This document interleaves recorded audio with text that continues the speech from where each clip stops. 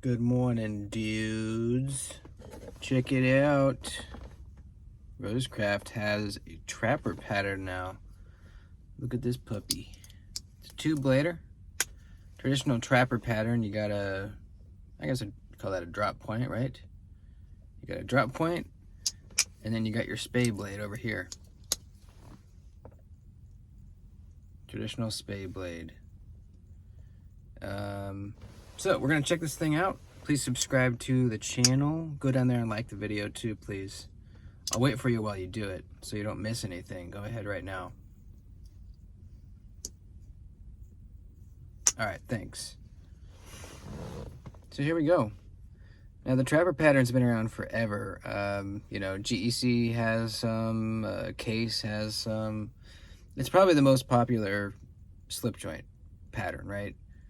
You see it everywhere. I'm sure most of our dads or grandpas probably had a trapper pattern knife on them. It's different in that both of the pivots of the blades are on the same side. You know, a lot of double-bladed slip joints kind of, one pops up here, the other one pops up over here. On this one, they're on the same side. It's just how it is. It's just how the pattern is. Now, as far as the spay blade, it's really just like a lot of bellied drop point, kind of. It's got like this little angled off section right there toward the tip, which almost makes it look like a stubby sheep's foot, almost kind of deal, but with belly. I don't know. It's a spay blade. It's its own thing. I'm sure I know it had a purpose for cattle ranchers. I'm not sure exactly what it was. I knew it at one time and I forgot it. I could see it being useful in times where you need a lot of belly for something, you know. I probably wouldn't use it that much.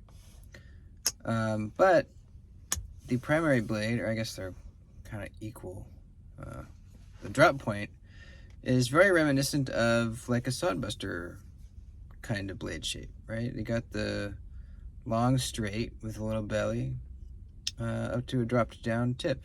You got a nice wedge right there. I think it's a pretty nice blade shape. And this trapper in particular is pretty, I wouldn't say it's large, but it's big.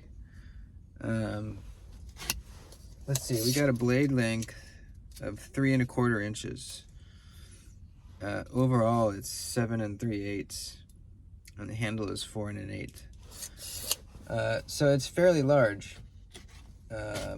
What slip joint do I have? I think I have my ABW. Yeah, I got my ABW. Come here. Come here, you little bastard. There we go. So there's a comparison for you. It's pretty big. Also have my Hinderer XM18 today. So there you go. It's got some nice ironwood, I believe it is, covers with the rosebud shield. Very, very sharp, extremely sharp. Rosecraft seems to do very well with that, getting really nice sharp edges on their knives always. It's nice and thin behind the edge, you know, it's got thin blade stock. This is going to be a slicey mother.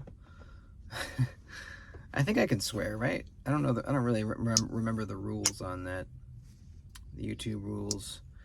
Now the walk and tuck, let's talk about that. So from closed to the half stop for the regular drop point blade, nice little, you know, substantial pop right there. That's great. Half stop to full open. Pretty good. Pretty good. Pretty darn good. Definitely better than some other Rosecrafts I've tried. It seems like the walk and talk on Rosecrafts in general is usually pretty good, but there's ones that are better than others, for sure. This I would call on the more on the great side than on the okay side. So pretty darn good with the walk and talk on that blade. Full open to the half stop. Nice. Half stop to close. Pretty darn good. Spade blade, close to half stop. Not quite as significant of a defined pop as on the drop point, but not bad. And then half stop to open. And it feels a little tight in there, but not bad at all. And then open to half stop. Yeah. Half stop to close. Overall, the walk and talk on the drop point is noticeably better than on the spade blade.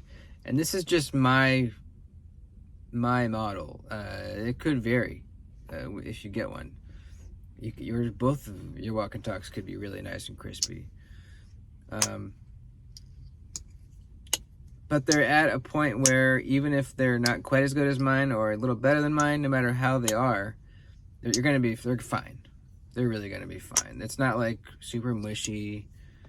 It's not like, the half stops are not really defined. They are for sure. The centering is almost perfect. It's not gonna really come up.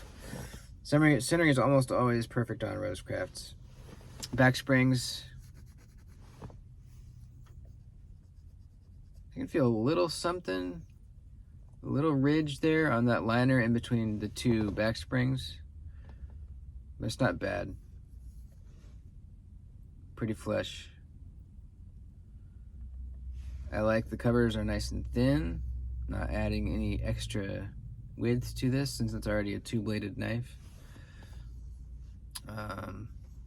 Yeah, that's about it, man.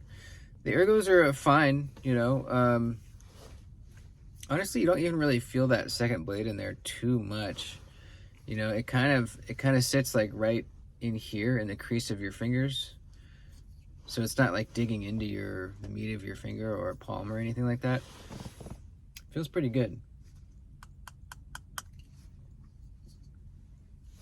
So there you go. It's the Rosecraft Trapper. I forget what they're calling it. It'll be in the title of the video.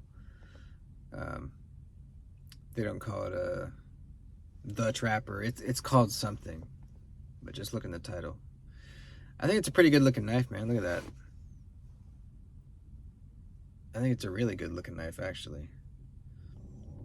For you Trapper fans out there, I think you'd be pretty happy with this. So there you go. Thanks for watching. Like the video if you didn't already. I love you so much. I'll see you in the next video.